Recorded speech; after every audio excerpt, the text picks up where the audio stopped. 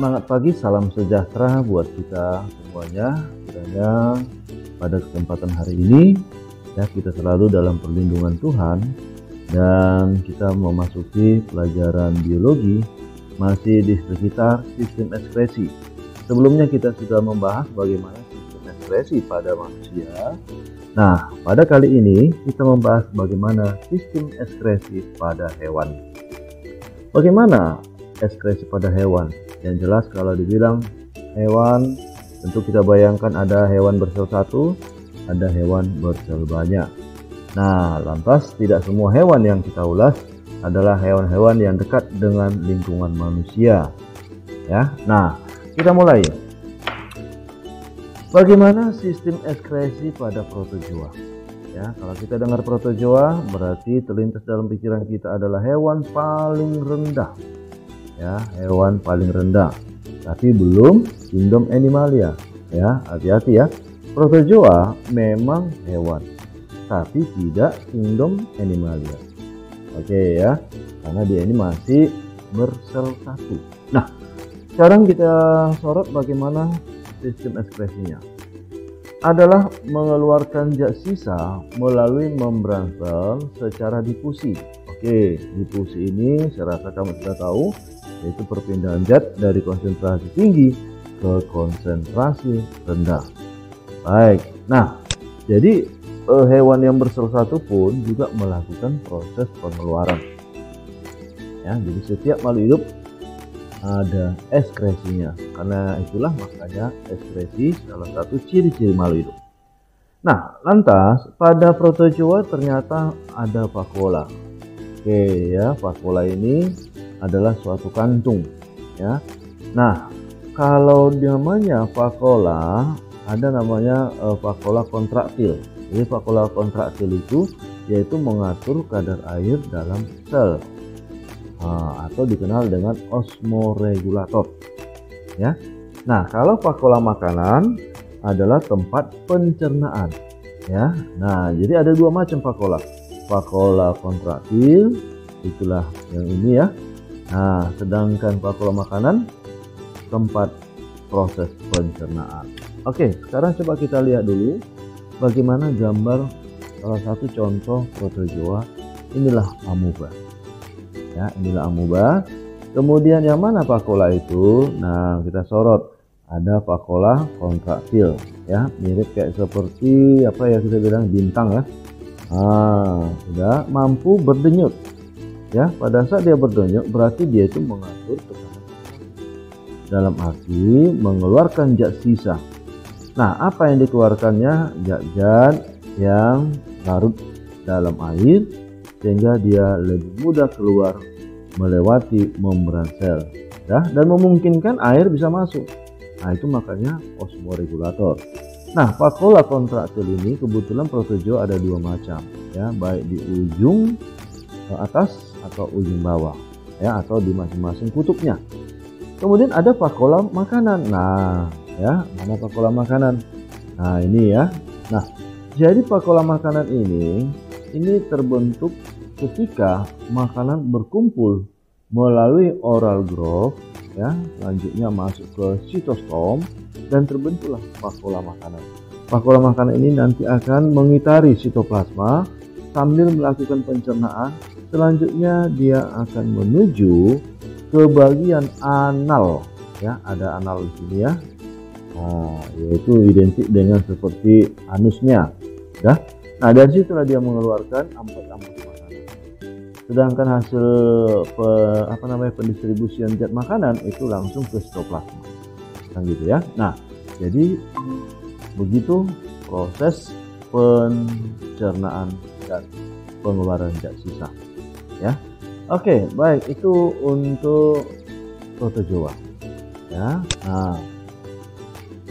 nah, hal yang sama juga. Nah, ini ya, jika kita lihat ya, inilah vakuola makanan itu. Nah, ini ketika makanan masuk maka akan terbentuk vakuola makanan. Nah, ini dia sambil mengitari. Oke, lalu limbahnya keluar lewat analnya. Ini ada analnya ya. Oke, baik. Kemudian yang kedua. Ya, bagaimana ekskresi pada cacing pipih? cacing pipih ini dikenal dengan Platyhelminthes. Ya, kelompok cacing kan ada 3. Ada Platyhelminthes, Nemathelminthes, dan Annelida. Ya kan? Nah, jadi yang kita sorot di sini adalah cacing pipih. Nah, alat ekskresinya adalah selenosit. Ya, selenosit. Oke, atau dikenal dengan protonephridium, atau dikenal dengan sel api. Ya. Atau ada istilahnya flame cell. Ya, flame cell. Jadi ada istilah-istilah untuk alat ekskresi cacing pipih. Ya, selenosit atau protonephridium atau sel api. Ya, flame cell. Oke ya. Nah, lantas kenapa dikenal dengan protonephridium? Ya, proto kan artinya sebelum, nephridia itu ginjal, berarti sebelum ginjal. Ya, sebelum ginjal. Oke. Nah, kenapa dikatakan sel api? Kita lihat selnya. Ya, nanti kita lihat gambar selnya. Yang jelas di sini ada proses penyerapan sisa metabolisme untuk dibuang keluar tubuh dengan gerakan silia. Nah, ya, silia inilah yang berada pada sel api. Ya kan? Oke. Nah, sekarang kita perhatikan gambarnya. Inilah cacing Platyhelminthes. Ya, kalau kamu ditanya apa ini kira-kira spesiesnya ini namanya Dugesia atau Planaria. Ya, cacing pipih. Jadi kalau kita ingat cacing ini waktu kelas 10, ya, yang uniknya jika dipotong tubuhnya, maka tubuhnya itu nanti akan membentuk individu baru. Ya, potong dalam potongan banyak juga menghasilkan individu baru. Ya, tapi dengan catatan dia potongnya seperti ini ya, horizontal ini ya. Tapi kalau dipotong dia seperti ini, ya, tentu tidak bisa membentuk individu baru. Kenapa? Karena kita tahu bahwa sarafnya ini adalah sistem tangga tali. Jadi kalau dipotong horizontal seperti ini, berarti masih lengkap, ya, masih lengkap komponen sarafnya. Oke, tapi kalau dipotong seperti ini, yang dibagi 2, berarti sudah tidak lengkap lagi. Koordinasi sarafnya tidak pas lagi. Ya, nah maka cacing ini karena dia menghasilkan individu baru dengan cara banyak potongan, ya, bisa menghasilkan banyak individu, itulah namanya daya regenerasi tinggi. Ya, itu hanya menyinggung tentang reproduksinya. Nah, sekarang yang kita sorot di sini adalah alat ekskresinya. Baik, ya. Jadi kalau kita amati alat ekskresinya itu di bagian sisi tubuhnya ini, ya, tentu di bagian dalam ya. Nah, ini bentuknya kayak seperti apalah ya, kayak jumbai-jumbai atau kayak serabut lah kita bilang ya. Nah, kalau kita sorot salah satu, inilah dia. Nah, ya, lalu ada lubang. Nah, ini ada lubangnya ya. Ini lubang, lalu di bagian dalamnya seperti ini. Ya, ini lubang ekskresi. Oke. Nah, lantas inilah salah satu dari sel api atau selenosit atau protonephridium. Nah, inilah. Jadi ini berupa sel. Nah, kenapa dikatakan sel api?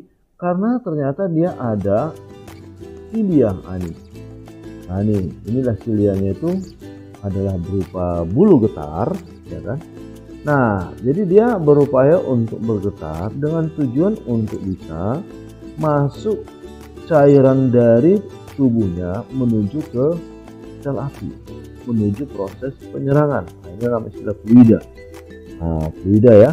Lalu kenapa air itu bisa masuk? Karena ada getaran silia, ya kan? Nah, lantas kenapa dikatakan sel api?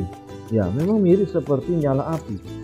Jadi kalau kita lihat, ya, pada saat silia bergetar, dia mirip kayak seperti lambaian api, ya. Oke, kalau kita pasang lilin, ada apinya. Nah, jadi mirip seperti itu, melambai-lambai, gitu ya. Oke, nah, lantas dia berupaya untuk memasukkan cairan, ya, ini masukkan cairan, lalu dia berkontraksi, lalu dia akan keluar. Ya. Nah, jadi seperti itu. Itu yang terjadi di sepanjang tubuhnya karena sel apinya ini banyak ini. Ya, baik di sebelah bagian kiri maupun di sebelah kanan. Ya, sepanjang tubuhnya. Oke, ya. Nah, jadi seperti itu. Itulah namanya sel api, ya. Oke. Sekarang kita lihat bagaimana ekskresi cacing tanah. Ya, ekskresi cacing tanah. Ekskresi cacing tanah ini sudah disebut metanephridium. Ya, kalau cacing pipih tadi ya, protonephridium.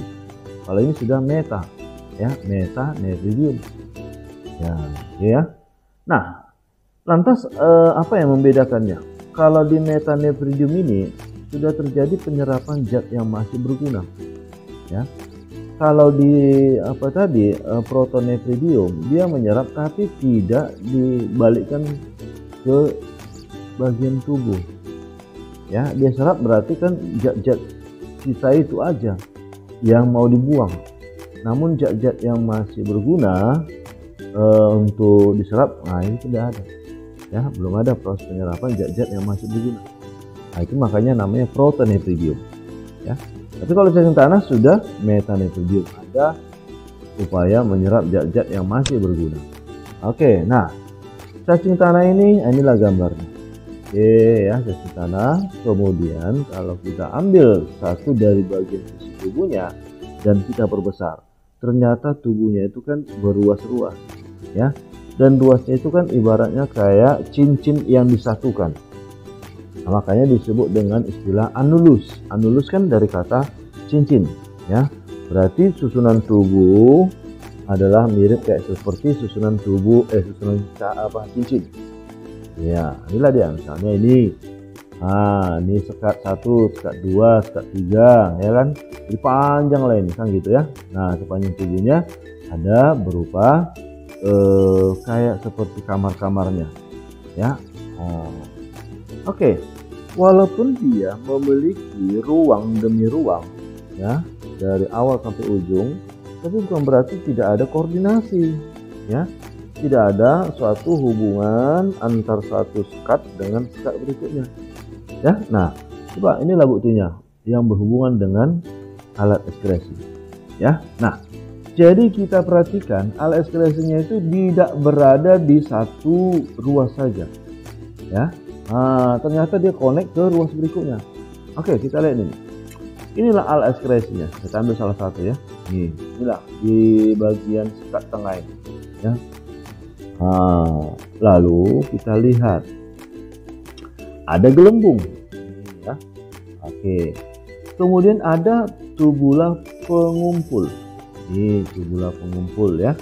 Dan kemudian ada yang halus, yaitu jaringan kapiler. Nah, artinya jaringan yang bersentuhan dengan alat ekskresi daripada cacing tanah ini atau metanephridium. Nah, jadi ketika ada proses, ya, pengeluaran zat sisa, nah zat-zatnya itu kan melalui, ya, proses pembuangan maupun penyerapan yang kontak dengan jaring kapiler. Zat-zat yang masih berguna itu akan dikembalikan ke jaringan kapiler. Dan selanjutnya zat-zat yang tidak berguna akan dikumpulkan, ya. Inilah tubulus pengumpul, ya kan? Dan akhirnya nanti akan keluar zat-zat sisa, yaitu melalui pintu pengeluarannya. Itulah namanya nephridiofor. Ya, ingat ya, nephridiofor adalah pintu pengeluaran zat sisa cacing tanah atau jenis alat ekskresi namanya metanephridium, ya kan? Nah, lantas apa itu nephrostomi? Nephrostomi ini adalah berupa saluran masuk cairan tubuh yang akan menuju ke alat ekskresi metanephridium, ya. Jadi kalau pada tubuh manusia ibaratnya kayak seperti apa lah ini, ya, kayak seperti arterial, ya, afferent. Ya, artinya darah masuk, sudah, selanjutnya nanti akan ada proses penyaringan, penyerapan, gitu ya. Nah, hal yang sama juga. Jadi nephrostomi ini uniknya ditandai adanya silia. Nah, ya. Jadi di sini ada juga silia. Silia itu akan bergetar menyebabkan cairan tubuh masuk kemari. Selanjutnya masuk, lalu nanti dia menuju ke bagian tubula, ya, dan kontak dengan jaring kapiler. Zat-zat yang masih berguna akan diserap ke tubuh, yang tak berguna akan menuju ke tubula pengumpul dan selanjutnya keluar ke nephridiofor. Nah, inilah yang terdapat pada ruas cacing tanah. Dan ternyata ini, ya, Nah, kok ya jaringan ekskresinya itu ternyata di sekat yang berbeda. Nah, pada sekat ini ada juga hal yang sama, nephrostomes untuk sekat yang berbeda. Nah, berarti kesimpulannya, walaupun mereka terbatas oleh sekat, tetap mereka itu saling kontak. Coba, apa nama istilahnya itu? Itulah yang disebut, kalau kamu masih ingat kelas 10, sistem metameri. Apa itu? Sistem yang masih berhubungan antar sekat pada tubuh. Ya, bukan hanya ekskresi aja, yaitu transportasinya, ya, kemudian pencernaannya, ya. Oke, baik. Nah, kita lanjutkan. Nah, ini ya. Baik, selanjutnya adalah bagaimana ekskresi insekta atau serangga. Ya, alat ekskresi yaitu pembuluh malpighi. Ya, pembuluh malpighi. Nah, lantas zat sisa metabolisme itu diserap pembuluh malpighi dari jaringan tubuh. Ya, nah kemudian terbentuk kristal asam urat, kemudian masuk ke usus belakang sehingga keluar bersama feses. Ya, jadi dalam arti feses dengan urin ternyata masih satu lubang, ya, bahkan bercampur, kan? Nah, zat sisa yang mengandung nitrogen diserap membentuk zat kitin untuk keperluan eksoskeleton, yaitu rangka luar. Ya, jadi kalau kita perhatikan ternyata serangga ini kan aktif proses pengelupasan kulit. Nah, untuk mengganti kulit yang terkelupas, maka dia perlu zat kitin. Ya, nah zat kitin itu dari mana? Adalah zat sisa mengandung nitrogen. Oleh siapa? Oleh berupa pembuluh malpighi. Ya, jadi pembuluh malpighi ini ya akan menyerap berupa zat kitin ya, untuk keperluan pengelupasan kulit, mengganti kulit yang terkelupas. Ya, itu ya.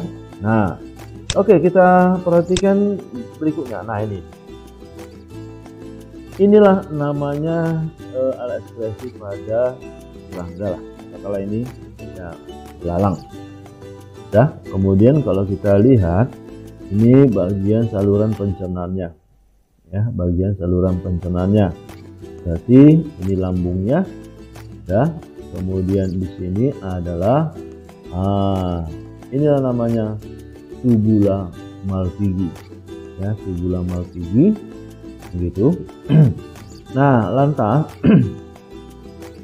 tubula malpighi ini ternyata berhubungan dengan bagian usus tengah. Nah, gitu ya. Berhubungan dengan usus tengah. Oke, muaranya di usus tengah lah kita bilang. Ya. Kemudian ini usus. Lalu ini rektum dan disinilah anusnya, kan? Nah, oke.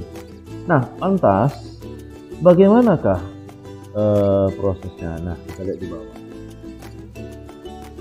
Garam, air, dan limbah bernitrogen, ya, itu akan merembes masuk ke dalam pembuluh malpighi, ya, pembuluh malpighi.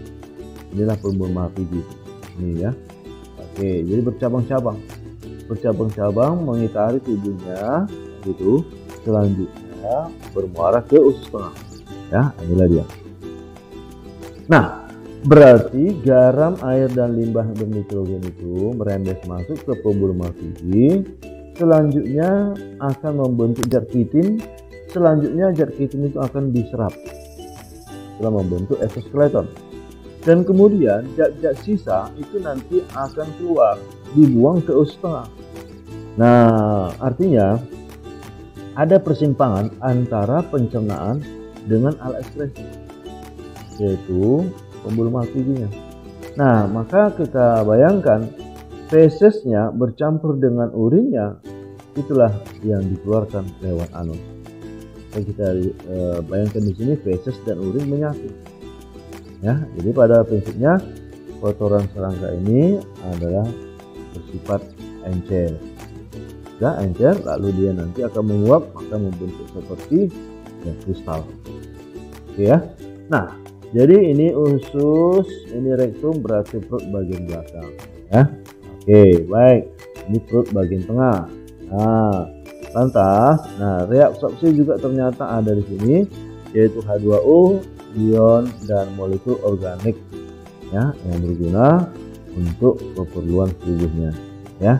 Oke, jadi alat ekskresi pada serangga apa itu? Itulah yang disebut dengan pembuluh Malpighi. Nah ya, kalau protozoa tadi vakuola kontraktil ya kan. Kalau cacing tanah tadi adalah metanephridium. Kalau cacing pipih tadi protonephridium atau sel api atau solenosit. Nah itu yang mohon diingat ya. Oke. Nah sekarang kita lihat bagaimana sistem ekskresi pada vertebrata. Ya, ekskresi pada vertebrata. Nah, alat ekskresi utama yaitu berupa ginjal. Ya, alat ekskresinya berupa ginjal. Nah, jadi yang memiliki ginjal sebenarnya itu adalah kelompok hewan bertulang belakang. Ya, bertulang belakang. Nah, lantas alat ekskresinya itu antara lain, nah ternyata pada vertebrata ada 3 tipe ginjal. Ya, ada 3 tipe ginjal, yaitu ada namanya pronephros, ya kan? Yaitu pronephros berupa ginjal yang berkembang pada fase embrio, brudu, dan larva amfibi. Ya, maksudnya begini. Ginjal pronephros itu terbentuk sejak awal embrio, ya, brudu, dan larva amfibi. Nah, lantas bagaimana dengan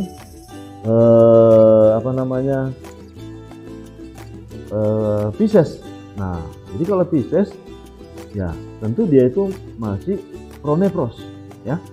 Nah, cuman kalau di amfibi dia itu ada sejak masa embrio, ya.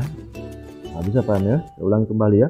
Kalau pronephros, ya, itu sebenarnya adalah ginjal yang dimiliki oleh bangsa ikan, Pisces. Nah, namun pada kelompok yang lebih tinggi dari Pisces yaitu amfibi, nah ternyata dia itu hanya terjadi pada masa brudu saja dan sampai larva amfibi, ya. Nah, lantas bagaimana dengan katak atau amfibi dewasa? Kalau amfibi dewasa berarti nggak pronephros lagi, nah gitu ya. Nah, berarti dia itu sudah lebih tinggi dari pronephros. Nah, jadi kalau ditanya ginjal pronephros dimiliki oleh hewan mana? Ya, pertama adalah ikan. Ya, amfibi. Nah, nengok kategori amfibinya. Kalau di masa embrio sampai masa larva, nah itu adalah pronephros. Tapi kalau udah katak dewasa, nah, dia tidak pronephros lagi. Itu maksudnya ya. Baik. Ada lagi tipe ginjal mesonephros. Nah, mesonephros ginjal pada sebagian embrio vertebrata. Ya, sebagian embrio vertebrata. Dah. Kemudian ikan dewasa dan amfibi dewasa. Nah, jadi kalau kita lihat ikan dewasa ini berupa ikan yang memiliki tipe ginjal sudah dewasa mesonephros, walaupun dia awalnya pronephros ya. Nah, jadi ikan itu ada dua ya jenisnya dari perkembangan tubuhnya. Yang menanjak dewasa masih pronephros. Oke ya. Selanjutnya sudah ikan dewasa sudah menuju ke mesonephros. Ya, oke. Baik, ikan dewasa dan amfibi dewasa sudah mesonephros. Oke. Nah, ada tiga. Yang ketiga, metanephros. Metanephros adalah ginjal pada reptilia, ya, ginjal pada reptilia. Nah, apes dan mamalia, ya, mamalia dewasa, di mana semasa perkembangan embrionya mesonephros berubah menjadi metanephros. Berarti masa-masa embrio tubuh kita ini, kita kan juga kategori vertebrata ya. Sewaktu kita dalam kandungan, ternyata waktu masa embrio kita memiliki ginjal masih mesonephros. Ya, tapi ketika sudah dilahirkan sudah kategori metanephros, sudah ginjal sebenarnya. Ya, oke, baik. Begitu juga pada reptilia, apes dan mamalia. Berarti kalau reptil tadi, amfibi tadi, Nah, masih meso ya. Oke. Nah, sekarang bagaimana sih pronefros, mesonefros, dan metanefros? Ya, coba kita lihat bentuk gambarnya. Inilah pronefros. Nah, jadi bentuk ginjalnya itu ya ini ya, bentuknya tidak ginjal kayak seperti manusia kayak kacang ya, enggak. Nah, dia masih memanjang seperti ini ya. Lantas dia berhubungan dengan alat ekskresinya ya, katakanlah kloaka ya. Jadi kalau pada ikan itu namanya urogenital ya. Oke ya. Kemudian ada namanya mesonefros. Nah, bentuk ginjalnya seperti ini. Nah, artinya sudah lebih pendek dibandingkan pronefros ya, sudah lebih pendek. Oke ya. Nah, kemudian bagaimana dengan metanefros? Nah, inilah ginjal sebenarnya ini ya, dan dilengkapi dengan adanya glomerulus. Nah, kalau pada pronefros ini belum ada glomerulus seperti ginjal manusia ya. Kalau ini sudah mulai, tapi tidak sebanyak dari metanefros. Nah, makanya bahwa ginjal ikan paling rendah derajatnya itulah masih disebut dengan pronefros. Nah, tapi kalau ikan dewasa, ini sudah mulai mesonefros ya. Gitu. Jadi pronefros itu adalah ikan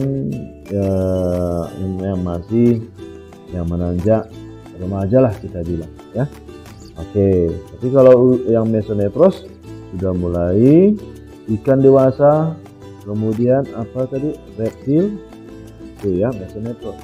Tapi kalau reptil, apes mamalia, metanefros. Nah, itulah namanya tipe ginjal hewan vertebrata. Jadi manusia sudah seperti ini ya. Baik. Nah, sekarang kita lihat bagaimana ekskresi ikan ya.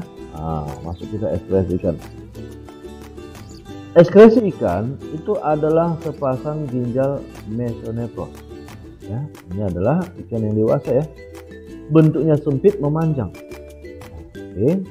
Ujung anterior berhubungan dengan sistem reproduksi ya, berhubungan dengan sistem reproduksi ya. Hanya ada istilah urogenital. Nah, kalau dibilang urogenital, uro mengeluarkan urin, genital berarti berhubungan dengan reproduksi, mengeluarkan sel sperma ya, untuk yang jantan. Nah, lantas kita lihat dulu bagaimana upaya ikan atau adaptasinya atau mekanismenya ya, mengeluarkan ekskresinya, mengeluarkan zat-zat sisa. Nah, di sini ada ikan laut, di sini ada ikan es tawar.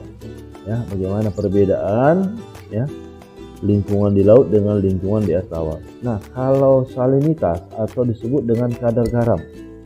Jadi kalau dibilang kadar garam berarti dia itu ya keasinannya. Nah, tentu di laut pasti lebih tinggi dibandingkan di air tawar. Ya, oke. Lalu nilai osmosis. Nilai osmosis ini menggambarkan kemampuan berpindahnya air dari konsentrasi rendah ke tinggi. Sudah? Nah, di mana kalau kita lihat bahwa nilai osmosis itu kan berbanding lurus dengan konsentrasi zat. Ya.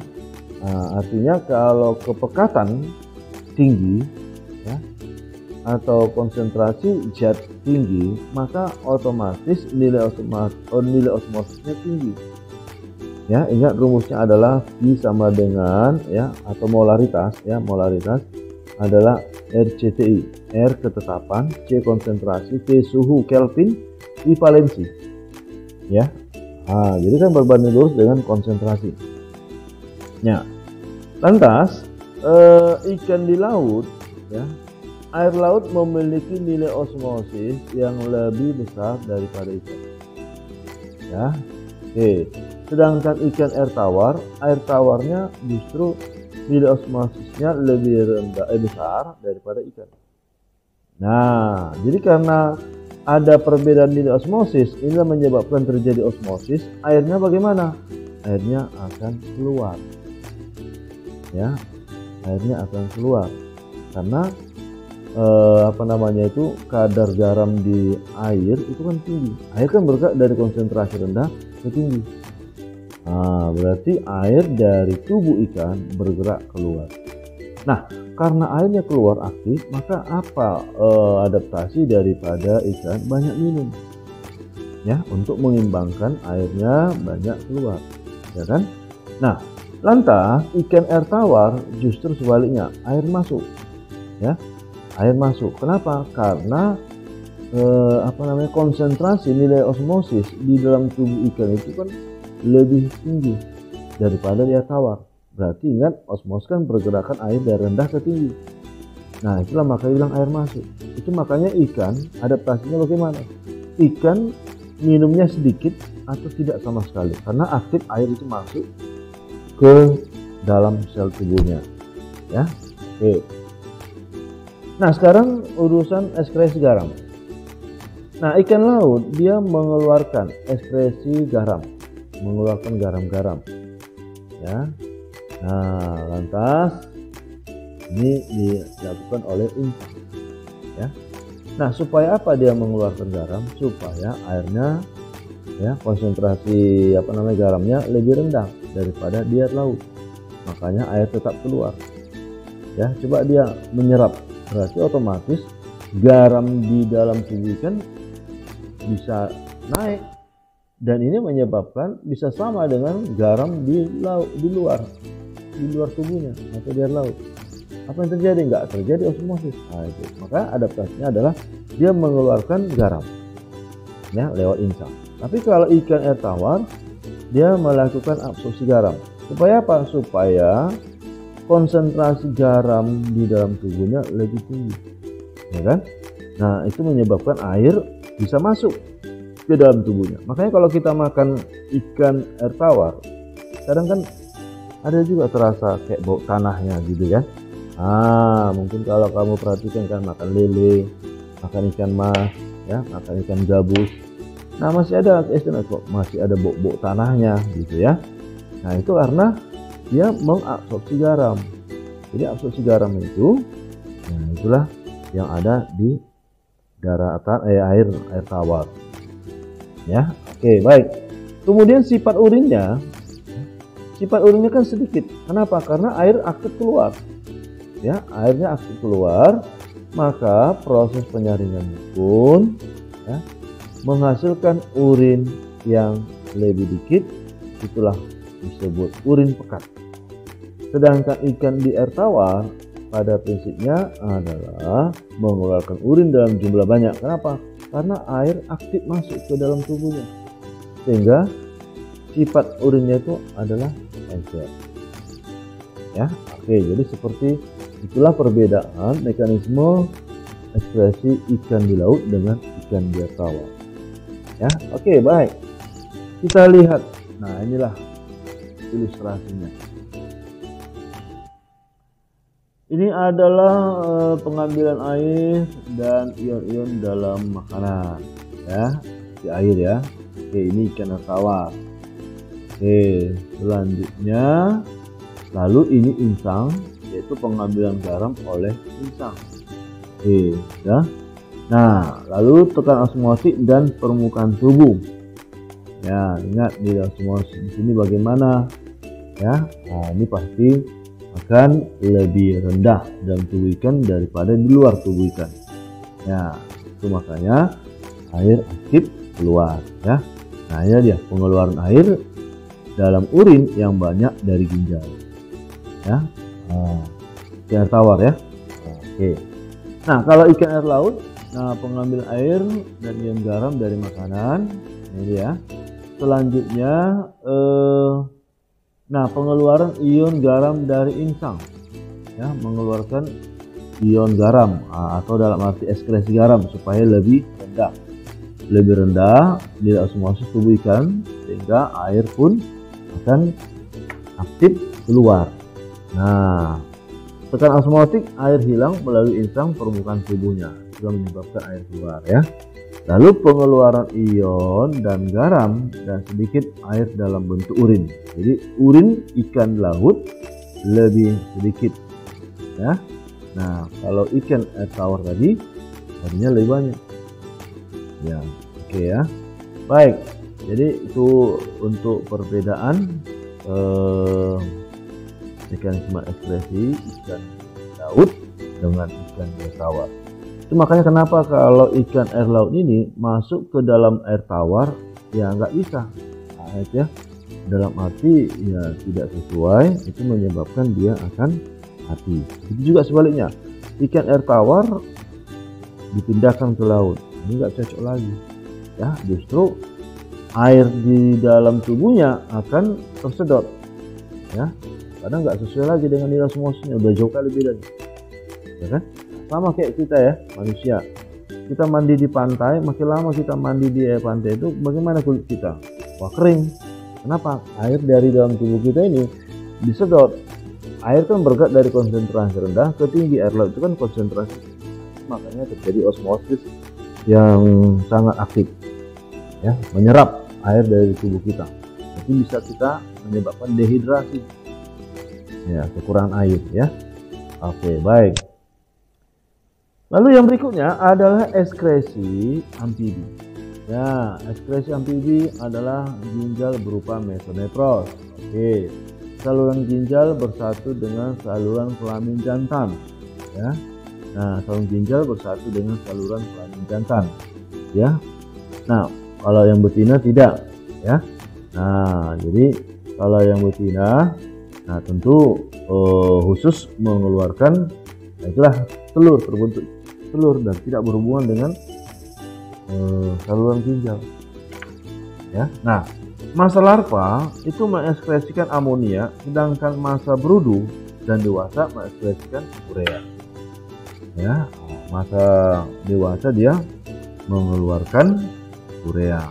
Ya, nah kemudian kita lihat, nah inilah untuk alat ekskresi katak jantan dengan katak betina. Ya, coba kita lihat yang jantan dulu. Inilah ginjalnya. Ini sepasang ginjal, ginjalnya mesonefros ya. Nah, ini testis. Oke, ya. Nah, kemudian ini adalah penghubung antara ginjal dengan kantung kemih. Ini ya, ini kantung kemihnya. Ini kloakanya. Nah, ya. Jadi secara khusus ini saluran kencingnya ya. Nah, saluran kencing. Lalu ini kloaka. Oke, nah itu juga dengan di sebelahnya. Ya, nah kalau yang betina, nah ini ginjalnya, oke, ya. Lalu saluran ovarium. Nah, saluran ovarium tidak berhubungan dengan saluran ginjal, tapi dia jumpanya di mana? Di kloaka, ya. Oke, lalu ini ada berupa kantung kemihnya, ini ya. Oke, nah itu jadi ternyata berbeda ya untuk jantan dengan betina.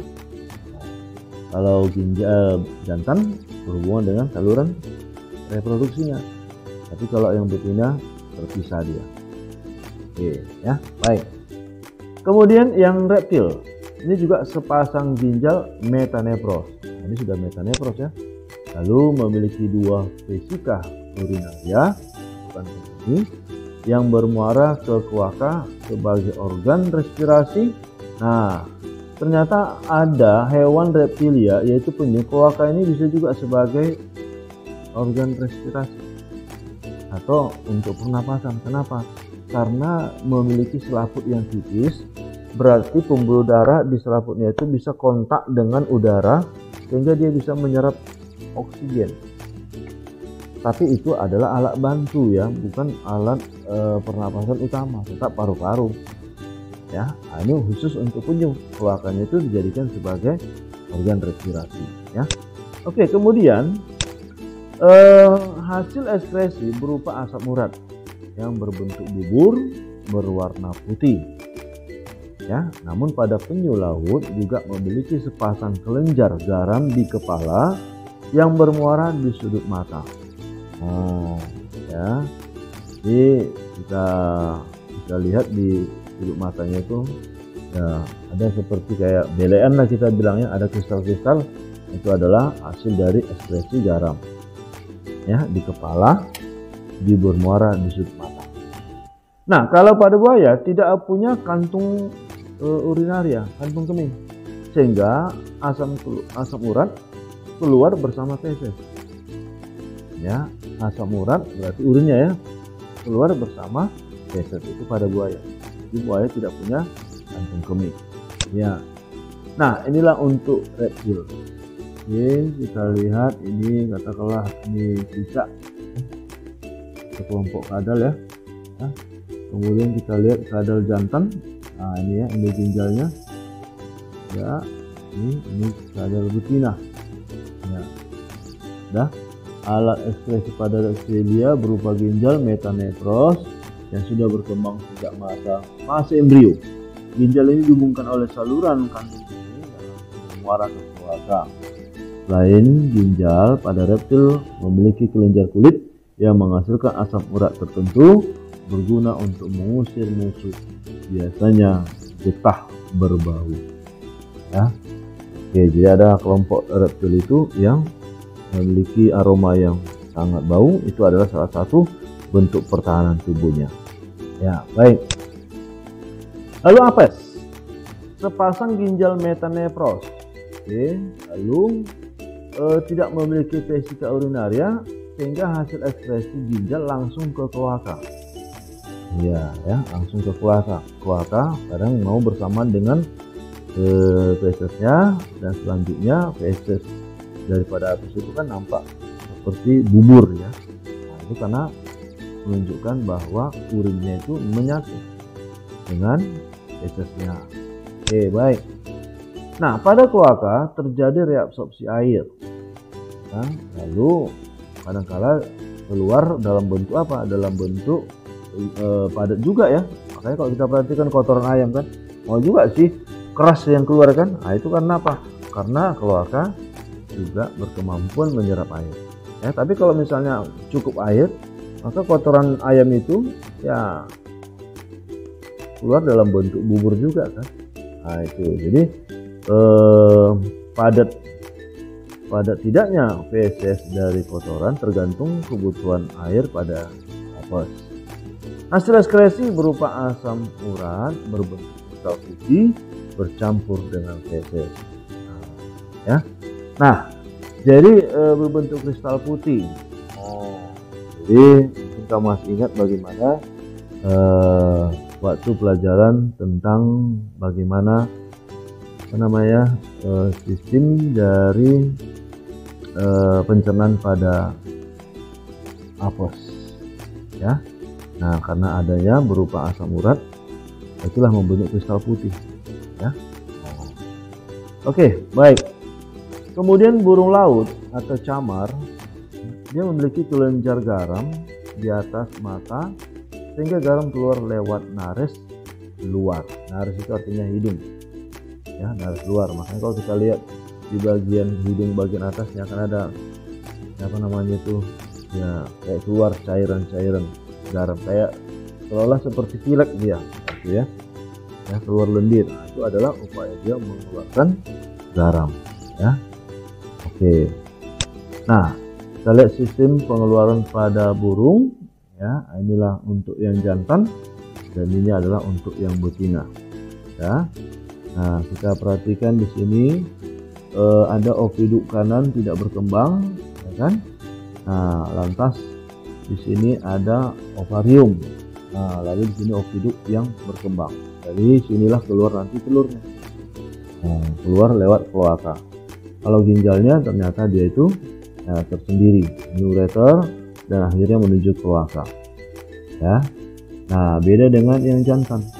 Kalau jantan, ini ginjalnya, nah di sini testisnya, ya. Nah, ini testisnya. Lalu yang ini ginjalnya, ya. Kemudian saluran sperma menyatu dengan bagian alat ekskresi berupa ginjal, yaitu menuju ureter sampai ke kloaka. Ya. Nah, jadi beda dengan untuk yang betina ya. Oke, baik, jadi itulah untuk pembelajaran kita tentang sistem ekskresi ya. Semoga pembelajaran ini bisa ya berguna buat kita. Terima kasih.